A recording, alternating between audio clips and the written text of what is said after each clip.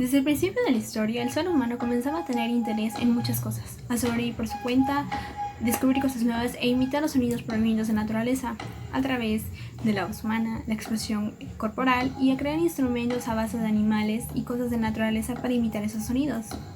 Entonces, ¿cómo ha evolucionado esto a través de la historia? A lo largo de la vida del ser humano, desde sus inicios hasta buscando muchas cosas que le parecen interesantes como la música. Un ejemplo es la música prehistórica, donde los instrumentos eran la base de restos de animales que causaban un objeto o provenientes de la misma naturaleza, aunque estos han ido evolucionando hasta la época de los egipcios, donde la música a partir de ese entonces comenzó a tener una evolución sumamente espléndida con la simple hecho de cómo pasó de algo religioso o algo cotidiano.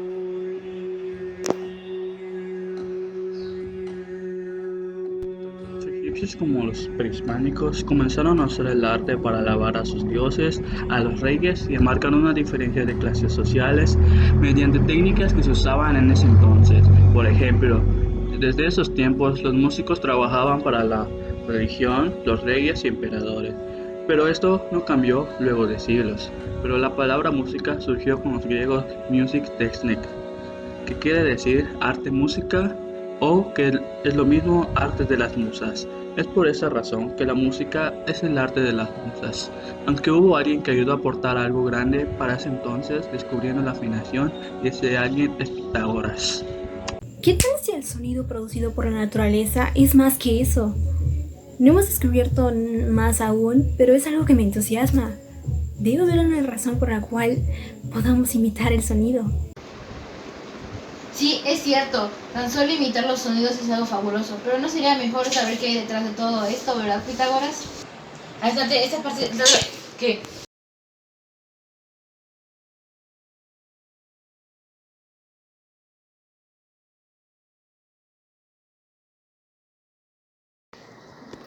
Pitágoras tuvo varios descubrimientos, los más importantes es que todo objeto tiene una afinación, así que desarrolló un sistema de afinación que se llama afinación pitagórica. Y no solo eso, descubrió que al igual que ese espacio y las estrellas, producen un tipo de afinación, aunque este último sobre la teoría que comprobaba desde siglos después. Así como ese descubrimiento y esta gran aportación, cambiando la época del Renacimiento, la iglesia comenzó a tener un gran apogeo en Europa, donde la música fue tomada por la iglesia, surgiendo los corales por parte de los hombres, que eran castrados para poder llegar a las notas altas que normalmente llegaban un soprano. En esta época misma surge la ópera y los instrumentos comenzaron a formar parte de los corales al ver que era apoyada por la sociedad misma. Para esto, de la música instrumental comienza a tener importancia en el barroco con compositores como Vivaldi, Bach, Pachelbel, entre otros compositores que comienzan a crear géneros de la música académica y es en esta época donde la nobleza entra en el juego porque los compositores tenían dos opciones para trabajar, la iglesia o la nobleza, por lo que estas piezas en su mayoría se usaban recursos que se usaban en piezas anteriores o piezas que nunca salieron a la luz o el tiempo que tenía para componer o el que les daban por parte de la nobleza o el que regía la iglesia. ¿Vivaldi? Quiero que compongas una pieza, y no solo para un violín, sino para dos violines, y la quiero para esta semana sin falta alguna.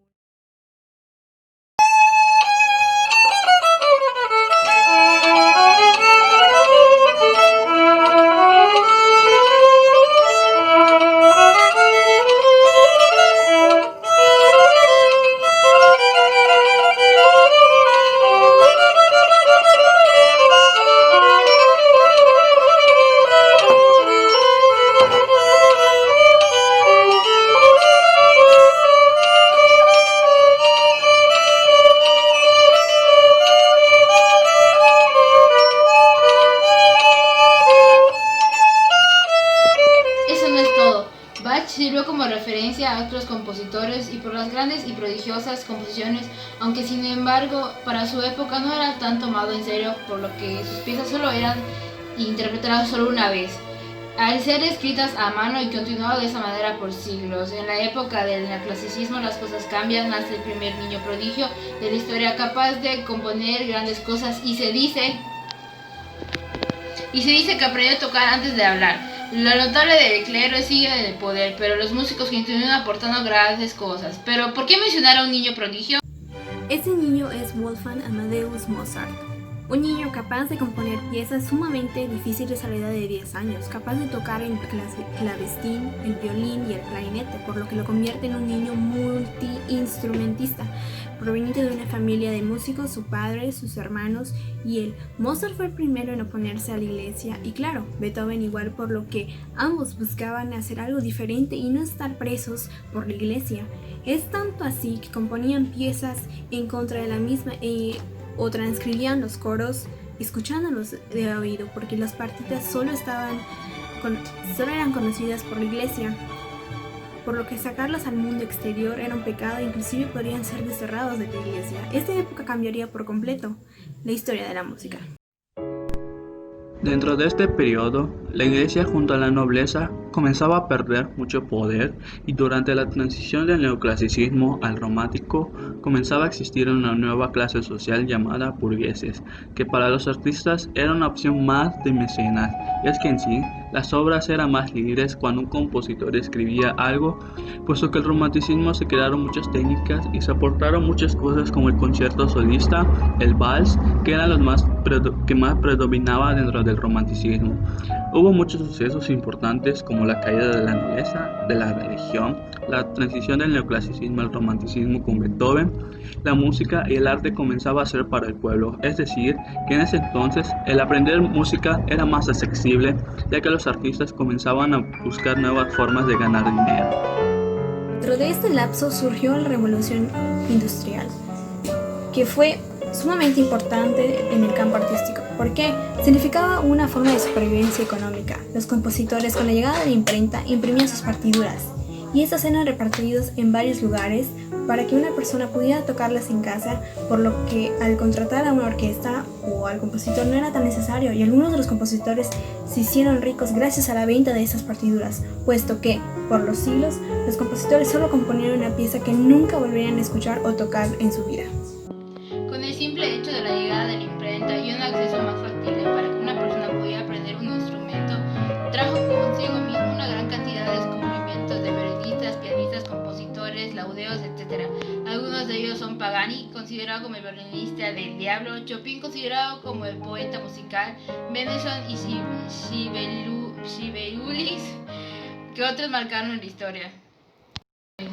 Qué bonito es que mi hijo aprenda a tocar un instrumento para que pueda deleitarnos con la música, sin la necesidad de contratar a toda una orquesta y gracias a la imprenta que puede interpretarse.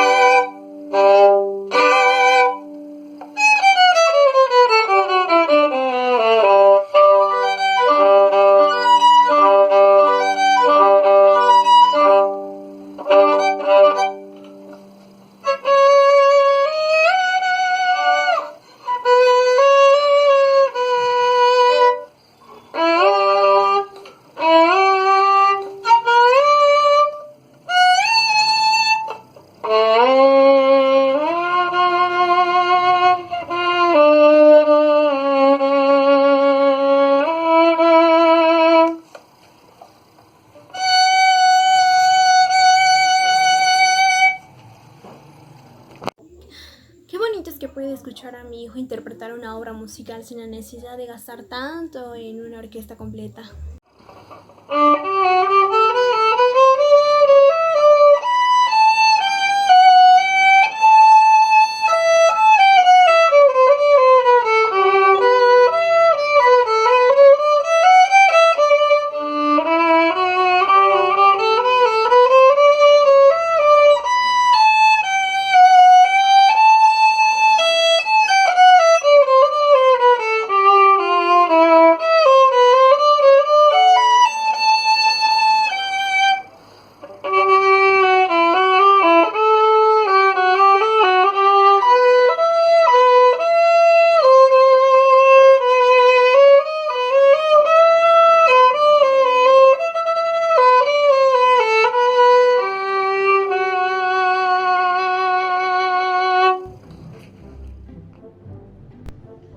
siglo XX tuvo una vuelta de 360 grados, puesto que el arte buscaba otros aspectos y desde el romanticismo empezaba a usarse como forma de protesta, por lo que empezaba a existir varios géneros para luchar contra la opresión de la raza afroamericana. En este siglo, el continente americano se roba el protagonismo, dejando al lado a Europa al surgir el rock, el jazz, el blues y muchos géneros que buscaban expresarse en forma de protesta mediante el arte, tomando como base la música tonal, términos de la música griega para usarlos en sus géneros. La música del siglo XX es conocida igual como música contemporánea o, más como se ha mencionado antes, música tonal, al romper las reglas con lo que se refiere a una base llamada tónica y una estructura llamada tono usada en la improvisación y en otros aspectos musicales que surgieron a partir del siglo XX. Al igual existió algo llamado música nacionalista, donde compositores de gran país del mundo componían la música considerada prehispánica por el tipo de armonía usada. Estos compositores en cada país fueron llamados los grandes nacionalistas y vanguardistas. En México fueron 4 de ellos, participaron uno de ellos yucateco llamado Daniel Ayala Pérez, y parte de él estuvo Blas Galindo, Moncayo y Salvador Contreras. Sí, la música ha sido fundamental para la evolución del ser humano y para otras artes y ciencias, ya que sin una, otras no lograrían existir. De cómo al principio de la historia era usada sin tener conocimiento de ella, hasta llegar al punto de que en la actualidad se usa como una forma de protesta, entretenimiento o puede ser bailable. Al igual de como saber la participación que ha tenido en todas las épocas, desde la época prehispánica hasta lo que es el siglo XX y lo que es el siglo actual, el siglo XXI, por lo que decir que la música y el arte son una pérdida de tiempo, están equivocados.